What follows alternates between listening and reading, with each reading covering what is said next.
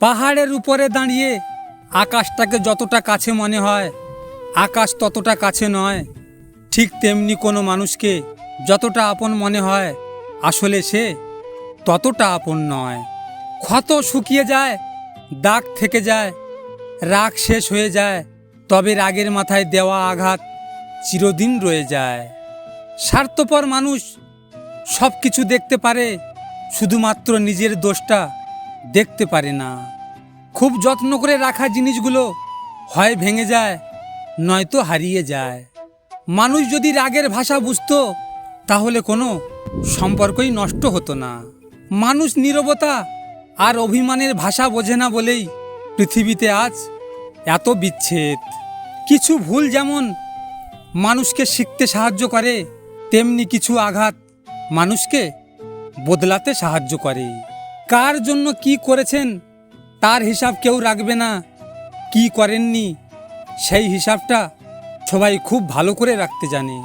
মনের মাঝে অশান্তি থাকলে পৃথিবীর সব কিছুই বিরক্ত লাগে। রূপ, যৌবন, ক্ষমতা কোনোটাই চিরস্থায়ী নয়, তবু আমরা এগুলো নিয়ে অহংকার করি।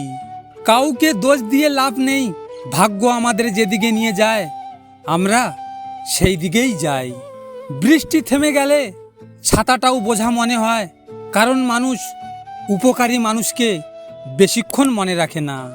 আমরা নিজের চেয়ে অন্যকে বেশি গুরুত্ব দিতে গিয়ে তার কাছে নিজেকেই গুরুত্বহীন করে ফেলি।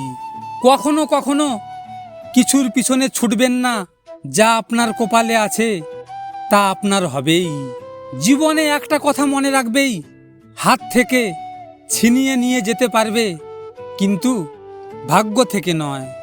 চাইলে যদি সব কিছু পাওয়া যেত, তাহলে অপেক্ষার কোনো মূল্য থাকতো না। আপনাদের যদি এই ভিডিওটি নিয়ে কোনো মতামত থাকে, কমেন্ট করে জানাবেন।